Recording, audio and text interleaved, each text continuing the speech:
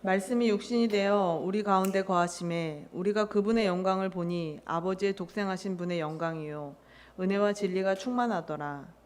요한이 그분에 대해 증언하며 외쳐 이르되 내가 말하기를 내 뒤에 오시는 분이 나보다 앞서신 것은 그분께서 나보다 먼저 계셨기 때문이라 하며 언급한 분이 곧 이분이라 하니라. 우리가 다 그분의 충만하심에서 받았음에 은혜를 대체하는 은혜니 이는 율법은 모세를 통해 주셨으되 은혜와 진리는 예수 그리스도를 통해 왔기 때문이라. 아무도 어느 때나 하나님을 보지 못하였으되 아버지 품속에 계신 독생자께서 그분을 밝히 드러내셨느니라. 아멘. 오늘 김윤선 목사님 나오셔서 성육신하신 예수 그리스도라는 제목으로 말씀 전해 주시겠습니다. 많은 은혜 받으시길 바랍니다. 여러분이 얼마나 사랑스럽고 소중한 분들인지를 여러분이 꼭 아시기를 바랍니다.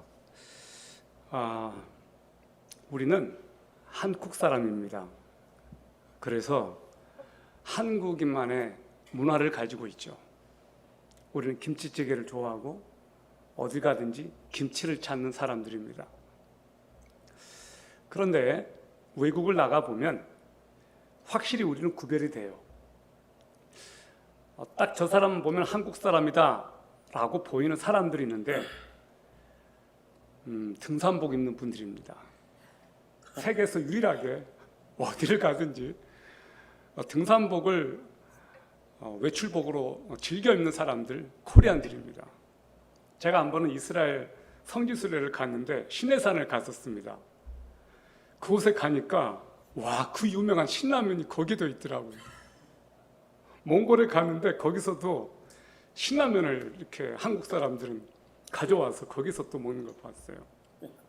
자, 그런데 한 번은 제가 노르웨이 유튜버가 나와서 자기 지금은 남편이죠. 자기 남편에게 이제 그런 말을 하는 거예요. 자기 부모님을 만나면 부모님 뭐라고 불러? 그러니까 그 남편이 아버님, 어머님, 장모님 그렇게 한다는 거예요. 그럼 자기 노르웨이 가서 우리 부모님 부를 때 뭐라고 불러? 그러니까 이 남편이 이렇게 반응하는 겁니다. 이름을 부르죠. 그랬어요. 이름을 부른다는 거예요. 우리처럼 아버님, 어머님 이런 거 없고 그냥 이름을 부른다는 거예요. 그래서 그 노르웨이 그 유튜버가 우리 노르웨이에서는 어른을 부를 때 그냥 이름을 부른다는 거예요. 그것이 노르웨이 문화래요. 그러니까 한국 사람들하고는 전혀 다른 문화인 거죠. 그리고 윗사람을 만날 때 우리는 그래도 이렇게 목례를 하지 않습니까? 근데 거기서는 그런 거 없다는 거예요. 목례를 하거나 그러지 않는다는 거예요. 그냥 고개 뻣뻣하게 세우고 어른이나 아이나 그렇게 한다는 거예요. 아이들이 어릴 때 인사하는 법을 그렇게 우리처럼 고개를 숙이고 그렇게 하지 않는다는 거예요. 그것은 노르웨이 문화가 아니라 서구 문화가 그런 것 같습니다. 가까운 중국만 해도 그렇게 고개 숙이지 않습니다. 우리 코리안들이 조금 더 예의를 갖추는 것 같아요. 이렇게 다릅니다. 여러분, 우리가 1세기로 한번 돌아가 봅시다. 요한이 요한복음을 썼습니다. 우리는 요한이 왜 이런 말을 했을까 한 번쯤 생각해 볼 필요가 있습니다. 요한복음은 로고스로 시작합니다. 왜 로고스가 등장해요?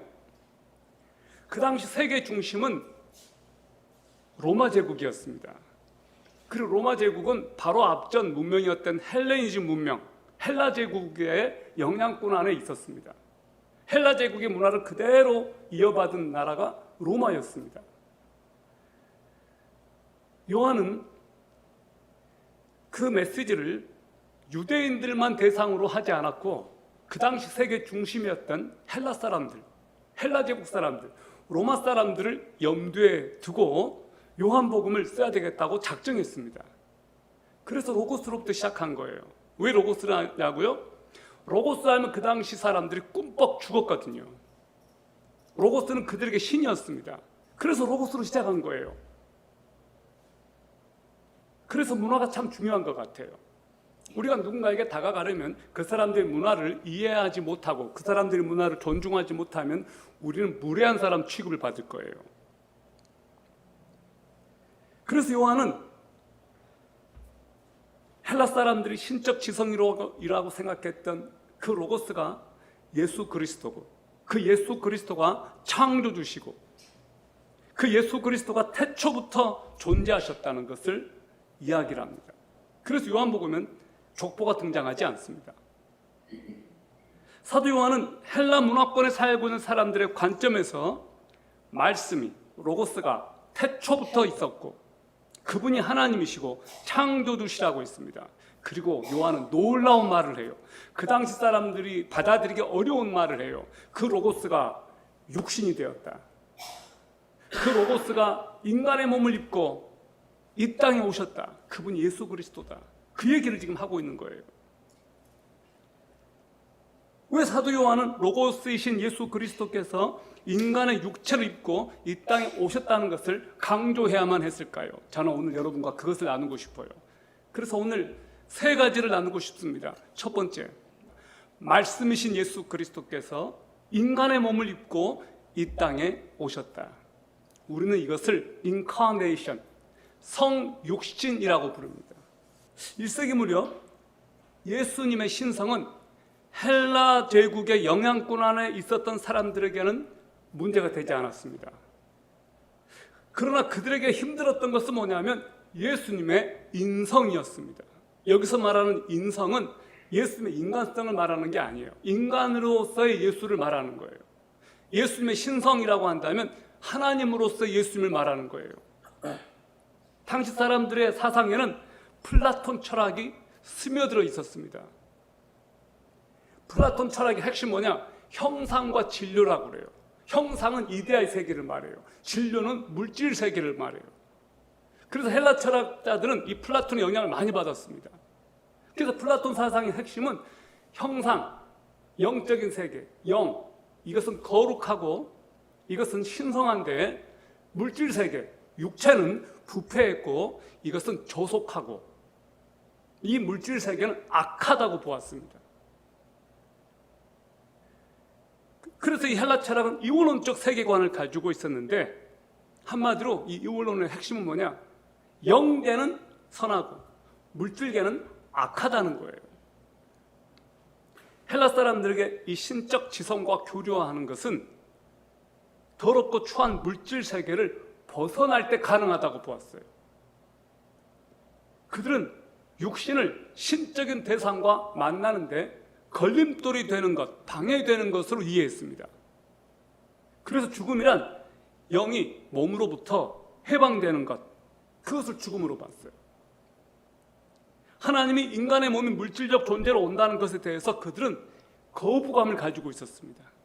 어떻게 그 신성한 로고스가, 어떻게 그 신성한 하나님이 물질이 될 수 있었느냐? 그러니까 그 헬라 철학을 이해하지 못하고서는 이해가 안 되는 거예요. 그러니까 물질은 악한 건데, 이 육체는 그들이 보기에는 악한 건데 어떻게 그 하나님이 인간으로 올 수 있냐 이거예요. 그래서 그들이 이해를 못하는 거예요.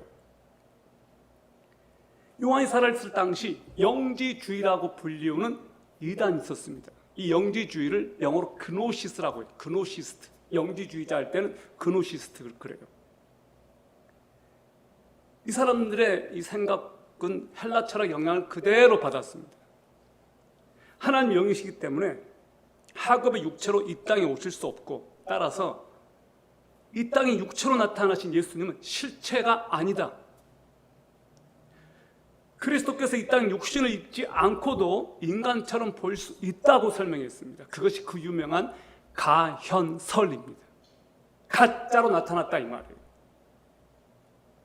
가현설은 예수 그리스도께서 육체를 가진 것처럼 보일 뿐 사실은 천상의 환영이라고 그들은 보았습니다. 그리스도의 몸은 진정한 의미의 육체일 수 없고 육체의 모습을 가진 것처럼 보였을 뿐이다. 그것이 가현설이에요. 요한이 말씀이 육신이 되었다고 한 표현은 이 영지주의자들과 거짓 교사들한테는 굉장히 비위에 거슬리는 말이었습니다. 그들에게는 말씀이 육신이 되었다라고 하는 이 말이 어떻게 이해됐느냐? 말씀이 고깃덩어리가 되었다 이렇게 이해한 거예요. 육체가 되었다라고 하는 말은 우리들에게 세련된 말인데 생각해 보세요. 말씀이 고깃덩어리가 되었다라고 그렇게 생각하는 거예요. 여러분, 요한은 요한일서 1장 1절에서 이런 말을 했습니다. 태초부터 있는 생명의 말씀에 관하여는 우리가 들은 바요, 눈으로 본 바요, 자세히 보고 손으로 만진 바다 이렇게 표현했어요. 요한은 지금 누구를 염두에 두고 하는 말입니까? 나는 예수 그리스도를 눈으로 보았고 그분을 만졌다. 태초부터 있는 이 생명의 말씀, 예수 그리스도에 관해서 나는 할 말이 있는데 나는 직접 그분을 보았고 손으로 만진 사람이다. 그렇게 말하고 있는 거예요. 하나님의 아들이신 이 그리스도는 모든 영광으로 충만하신 아버지의 나타남, 아버지의 현이 되셨습니다. 제가 알고 있는 지내는 선교사님 아들 이름이 현현이에요. 현현. 그분은 진짜 하나님의 나타나심을 너무너무 묵상한 나머지 자기가 낳은 그 큰아들을 현으로 지었어요. 예수 그리스도는 하나님의 현이셨어요. 아멘. 예수 그리스도께서 30년 넘게 이 땅에서 사시는 동안 사람들이 하나님이 어떤 분이실까 궁금해했습니다. 그럴 때 여러분이 있었다면 이렇게 말해주면 됩니다. 마리아와 요셉의 집에 가보세요. 그들이 기르고 있는 아이가 하나님의 가시적인 모습이에요. 이렇게 말해주면 돼요. 근데 우리는 지금 그 예수님을 볼 수 없는 세대에 태어났습니다. 정말로 운 좋게도 예수님 당시의 사람들은 예수님을 볼 수 있는 기회가 있었어요. 근데 우리는 한참이 지나서 2000년이 훨씬 지난 지금에 태어났습니다. 이게 복일까요? 복이 아닐까요? 복일 수도 있고 복이 아닐 수도 있겠죠. 우리는 훨씬 문명이 진보된 세상에 태어났고 살고 있습니다. 그런데 더 놀라운 복은요, 엄청난 복은 우리는 앞으로 다시 오실 예수님을 볼 수 있는 그런 기회를 맞이하고 있다. 그래서 이것은 엄청난 복일 거예요. 예수님의 초림, 예수님이 처음 오셨을 때 모습은 우리가 볼 수 없었지만, 우리는 그 시대에 태어나지 않았지만, 예수님이 다시 오실 그것을 우리는 볼 수 있는, 목도할 수 있는, 목격할 수 있는 그 시대를 우리가 살고 있다는 겁니다. 여러분, 기대되지 않습니까? 정말로 예수님을 사랑하는 사람들은요, 예수를 보고 싶어 할 것 같아요. 요한복음 1장 14절은 이렇게 시작합니다. 말씀이 육신이 되어 우리 가운데 거하심에 우리가 그의 영광을 보니 아버지의 독생자 영광이요 은혜와 진리가 충만하더라. 너무나 엄청난 말씀이에요. 여러분, 예수 그리스도는 완전한 하나님인 동시에 완전한 인간이십니다. 하나님은 추상적인 존재가 아닙니다. 예수는 살과 피를 가진 인간, 눈으로 보고 만지고 냄새 맡을 수 있는 인간이 되셨습니다. 그것이 성육신이에요. He became a flesh. 육신이 되었다 이 말이에요. 요한은 왜 말씀이 사람이 되었다고 하지 않고 육신이 되었다라고 했을까요? 그건 다분히 헬라 사람들을 의식했기 때문이 아닐까요? 너네들이 그렇게 부정적으로 보는 그 육신을 예수님이 입고 오셨어. 로고스이신 그분이 육신을 입고 오셨다고. 육신도 악한 게 아니야 라고 그것을 지금 얘기하고 싶은 거 아닐까요? 인간은 인간만이 구원할 수가 있습니다. 그런데 조건은 아무런 죄가 없는 무흠한 인간이어야 합니다. 그 자격을 갖추신 분은 예수 그리스도밖에 없습니다. 그러므로 예수님께서 죄 없으신 인간으로 성육신 하셔야만 했습니다. 요한복음 1장 14절에 보면 육신을 입으신 예수 그리스도께서 우리 가운데 거하심에 라고 되어 있습니다. 여기 거한다 라고 하는 표현 헬라어로 에스케노센이라고 합니다. 에스케노센. 그 뜻이 뭔지 아세요? 텐트를 친다는 거예요. 예수님이 텐트를 치러 이 땅에 오셨다, 그런 표현이에요. 에스케노센. 여러분, 이스라엘 백성들이 광야에서 살 때 텐트를 쳤어요. 그리고 그 중심에 성막을 지었습니다. 그리고 그 성막에 누가 거하셨느냐? 하나님이 거하셨습니다. 하나님께서 이스라엘 백성들과 친히 함께 거하시려고 성막으로 내려오셨어요. 그리고 성막에는 아무도 못 들어갔습니다. 회막, 처음에는 회막이었고 그 다음에 성막이었죠. 그 지성소에는 대제사장만 들어갔습니다.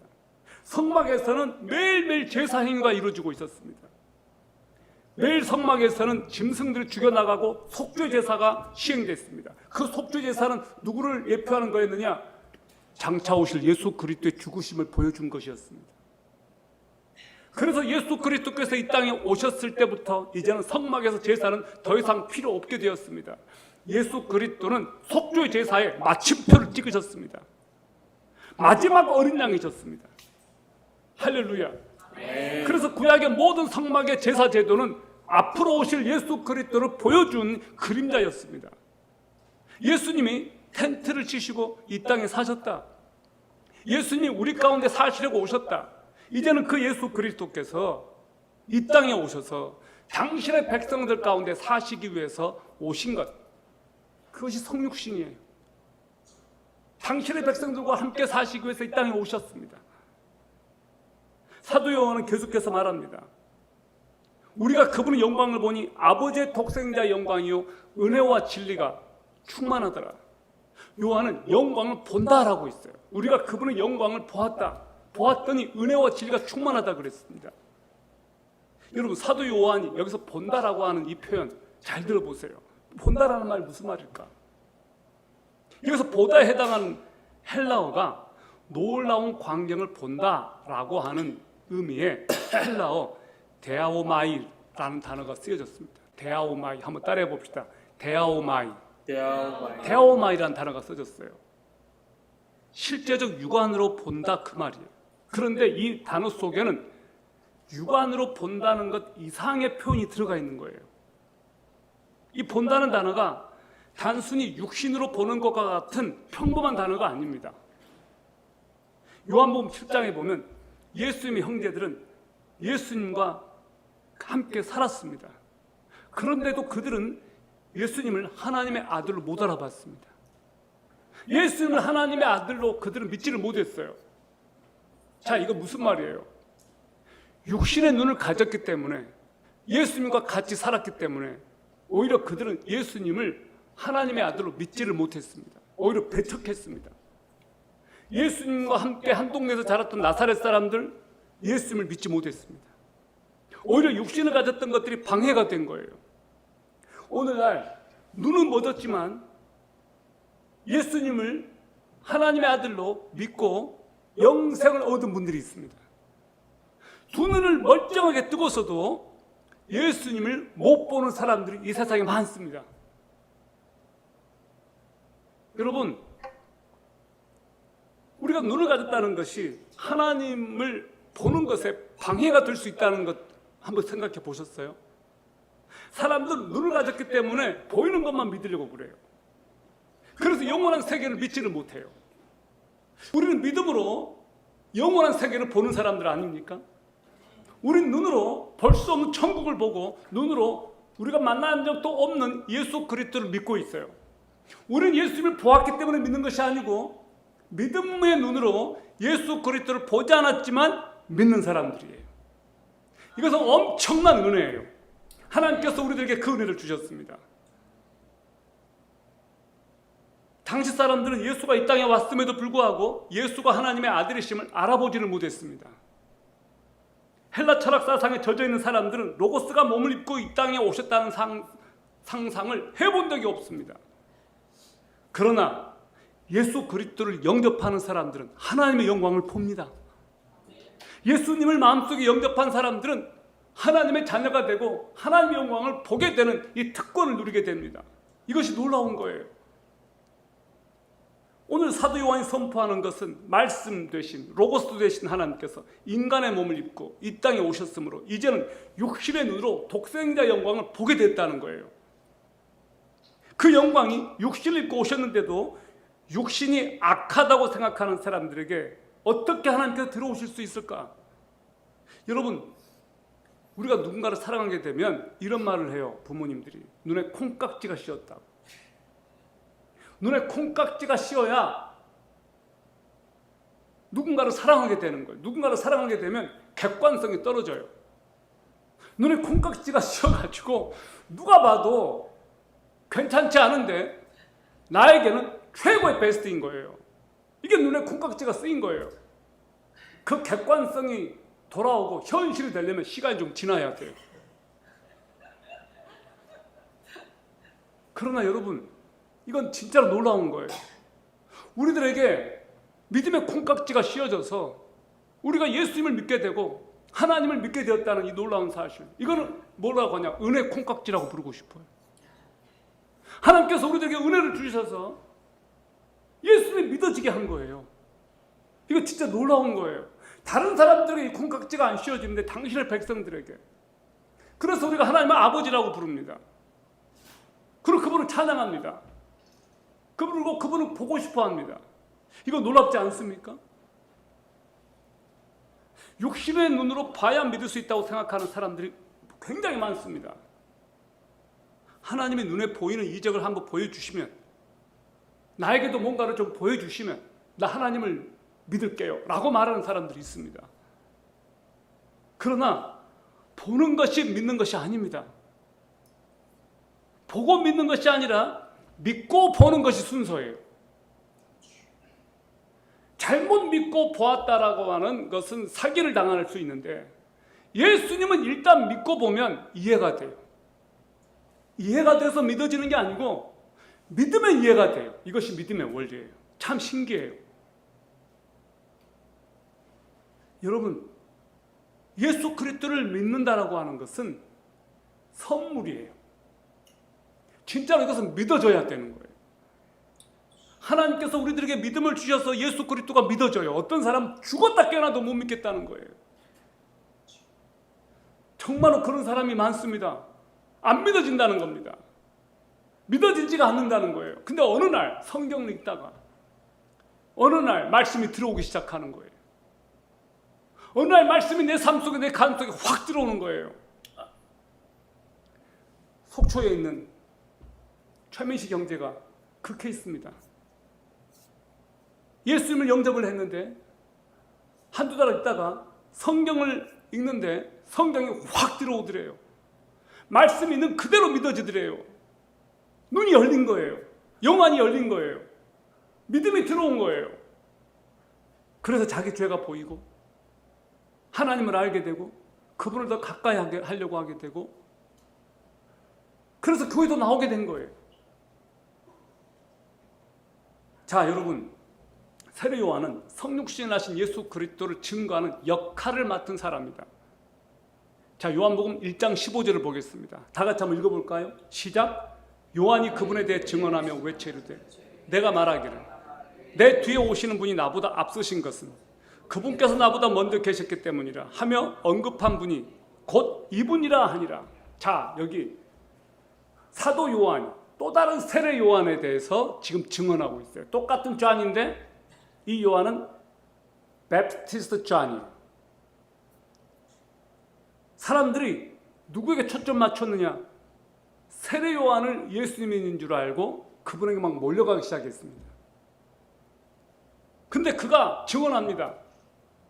내 뒤에 오는 분이 나보다 앞선 것은 그분께서 나보다 먼저 계셨기 때문이다. 세례 요한은 자기가 누군지를 알았습니다. 자기가 어떤 역할을 하는지. 그는 증언하는 사람이에요. 들러리예요. 우리가 그분의 충만한 은혜를 받은 것은 더욱 충만한 은혜가 넘치게 된다고 그랬어요. 자, 여러분 1장 16절을 보시겠습니까? 우리가 다 그분의 충만하심에서 받았음에 은혜를 대체하는 은혜니. 자, 이것은 지금 킹제임스 성경을 번역한 겁니다. 개역개정에는 은혜 위에 은혜다라고 되어 있어요. 근데 여기에는 은혜를 대체하는 은혜니라고 그랬습니다. 요한은 왜 우리가 다 그분의 충만하심에서 받았으니 은혜를 대체하는 은혜다라고 했을까요? 성경이 아닌 정경으로 인정받지 못한 그 책들이 있습니다. 헤르마스 목자서라고 하는 신약 위경이 있습니다. 그 위경에는 충만함에 대해서 다음과 같이 기록되어 있습니다. 한번 들어보세요. 하나님은 만유인 동시에 하나이다. 그것은 만유의 충만함이 하나이며 하나 안에 있기 때문이다. 자, 들으셨어요? 하나님은 만유인 동시에 하나이다. 그것은 만유의 충만함이 하나이며 하나 안에 있기 때문이다. 이것은 범신론적인 경향이에요. 범신론적인 경향은 무엇의 영향이냐? 영지주의 영향이에요. 기독교 영지주의자들은 충만함을 최고의 영적 세계로 간주하고 예수가 플레로마에서 이 세상으로 왔다라고 주장했어요. 이게 무슨 말이냐면요, 이 영지주의자들은요, 영적 체험을 통해서 구원받는다고 이 사람들은 믿었습니다. 예수를 믿음으로 구원받는 게 아니라 이 충만함, 영적인 충만함, 그 신성의 최고의 어떤 충만함, 그 충만한 체험을 통해서 이 사람들은 구원받는다고 믿었어요. 사도 요한은 그것이 아니라고 말했습니다. 그 충만함은 그리스도에게 속한 것이고 성도들에게 선물로 주어지는 것이다. 그래서 사도 바울은 이 충만함을 골로새 1장 9절에서 이렇게 설명했습니다. 아버지께서 모든 충만으로 예수 안에 거하게 하신 것, 그리고 측량할 수 없는 그리스도의 풍성함, 그 모든 충만함은 예수 그리스도 안에 있는 것이지 그 모든 충만함은 이 범신적인 이 세상에 있는 것이 아니라는 거예요. 하나님께서 주시는 그 충만한 은혜는 누구한테 있느냐? 예수 그리스도 안에 있습니다. 그래서 우리가 예수 그리스도로 충만할 때 우리는 정말로 예수 그리스도께서 주시는 그 풍성함과 충만한 기쁨을 우리가 누릴 수 있는 거예요. 여러분, 예수 그리스도를 떠나서 여러분은 뿔로 채워질 수가 없습니다. 늘 부족해요. 무엇으로 채워도 채워지지 않아요. 저는 그 은혜를 한번 경험했습니다. 만족함이 없고 불안할 때 어느 순간 어느 날 나는 예수 그리스도로 충분해요. 예수님이 좋아요. 예수님 한 분으로 충분해요. 그런 고백이 어느 날 제 안에 터져 나오더라고요. 여러분 어떻습니까? 여러분은 늘 뭔가 좀 부족하다고 생각하지 않습니까? 여러분은 늘 충만하다고 채워지지 않는 그런 불안전한 뭔가 부족한 그런 생각을 하지 않나요? 예수 그리스도 안에 충만함이 있습니다. 꼭 기억하세요. 아버지께서 모든 충만으로 예수 안에 거하게 하신 것. 여러분, 은혜 위에 은혜라고 했는데 요한은 은혜를 대체하는 은혜다라고 말을 했어요. 이거 무슨 말이냐? 한 번 받은 은혜가 그 능력을 다 바라고 나면 또 다른 은혜를 받게 된다, 그런 뜻이에요. 공동번역은 은총을 받고 또 받았다라고 했어요. 그러니까 한 번 은혜를 받았는데 또 하나님께서 또 대체하는 은혜를 또 주신다는 거예요. 한 번 받고 그걸로 끝나는 게 아니고. 여러분, 처음에는 은혜로 시작했다가 나중에는 하나님께 주신 은혜가 아닌 다른 것으로 자꾸 채우려고 하면 할수록 여러분에게 손해입니다. 저는 하나님께서 정말로 여러분에게 넘치는 부요한 하나님께서 주시는 그 은혜가 매일매일 차고 넘쳤으면 좋겠습니다. 그렇게 되면 여러분은 그리스도 안에서 만족하는 법을 배우기 시작할 거예요. 이 놀라운 축복과 은혜가 저와 여러분에게 충만하기를 바랍니다. 자, 이제 17절을 보시겠습니다. 1장 17절. 이는 율법은 모세를 통해 주셨으되 은혜와 진리는 예수 그리스도를 통해 왔기 때문이라. 율법은 모세가 하나님께로부터 받은 겁니다. 그러나 은혜와 진리는 예수 그리스도가 근원이시고 그를 통해서 왔습니다. 은혜와 진리는 구약 성경에서 하나님의 성품을 표현하는 용어로 쓰였습니다. 하나님의 성품인 은혜와 진리가 이제는 예수 그리스도 안에서 구현되기 시작했습니다. 그래서 예수 그리스도 안에 하나님의 성품인 은혜와 진리가 충만하게 있는 거예요. 그래서 그렇게 말하고 있는 겁니다. 이는 율법은 모세를 통해 주셨으되 은혜와 진리는 예수 그리스도를 통해 왔기 때문이다. 은혜와 진리이신 하나님께서 예수 그리스도에게 이제 이 은혜와 진리의 성품이 그대로 주어지도록 그렇게 하셨습니다. 은혜와 진리의 하나님, 은혜와 진리의 예수 그리스도. 여러분, 여기에서 보면 은혜와 진리는 예수 그리스도를 통해 왔기 때문이다라고 그리스도라고 하는 표현이 들어와 있습니다. 그리스도의 헬라어가 뭐예요? 그리스도의 헬라어가 뭐예요? 헬라어. 크리스토스라고 그래요. 거기에서 영어 크라이스트가 왔어요. 자, 그리스도의 히브리어가 뭐예요? 그리스도의 히브리어는 뭡니까? 메시아흐예요. 메시아는 그리스도의 히브리어예요. 그리스도 안에는 뭐가 들어가 있어요? 왕, 선지자, 제사장, 삼중직이 이 그리스도 안에 들어가 있는 거예요. 예수 그리스도 말할 때 예수는 이름입니다. 예수의 뜻이 뭐라고 했습니까? 구원자. 자기 백성을 그들의 죄에서 구원할 자. 그리스도의 뜻이 뭡니까? 기름 부음 받은 자. 어노인티드 원. 왕을 세울 때, 선지자를 세울 때, 제사장을 세울 때 다 똑같이 반복되는 행위가 있었는데 그것이 뭐냐? 기름 붓는 거예요. 우리를 구원하시기 위하여 그분은 기름을 부음을 받으셨습니다. 그 예수 그리스도에게 은혜와 진리가 충만하게 있는 거예요. 자, 이제 마지막입니다. 하나님의 아들 독생자께서 하나님을 보여주셨다. 어느 때나 아무도 하나님을 보지 못하였을 때 아버지의 품속에 계신 독생자께서 그분을 밝히 드러내셨느니라. 예수님이 이 땅에 오시기 전까지는 어느 때나 아무도 하나님을 보지 못했습니다. 그러나 하나님 아버지의 품속에 계신 독생자 예수 그리스도께서 이 땅에 오심으로써 하나님을 보여주신 거예요. 예수 그리스도는 인간의 몸을 입고 오신 하나님이셨습니다. 그래서 예수를 본 것이 바로 하나님을 본 것이었습니다. 이제 우리는 예수를 믿는 것이 곧 하나님을 믿는 것입니다. 유대인들의 격렬한 반응을 불러일으킨 것이 바로 이 말이었어요. 예수가 하나님이라고 하니까, 나와 하나님은 하나다라고 하니까 유대인들은 들고 일어나서 예수를 죽이려고 했습니다. 그들에게는 이것이 신성모독이에요. 어떻게 인간인 너가 하나님이라고 할 수 있느냐? 유대인들은 이것을 이해를 못했습니다. 예수님이 하나님이시고 하나님의 아들이신 것을 유대인들은 도저히 믿을 수가 없었습니다. 여러분, 로마 제국 기독교를 박해할 때 크리스찬들 사이에서 암호가 있었어요. 무슨 암호가 있었어요? 물고기 암호였어요. 그들은 그 물고기를 입디스라고 불렀어요. 그 물고기 사인이었어요. 물고기 표시를 하면 나 예수 믿어. 너도 예수님 믿어? 물고기로 그렸어요. 그래서 우리가 언제 어디서 모이자. 그래서 그들은 예배를 드렸어요. 그 입디스. 자, 그것을 늘려서 읽어보면 이렇습니다.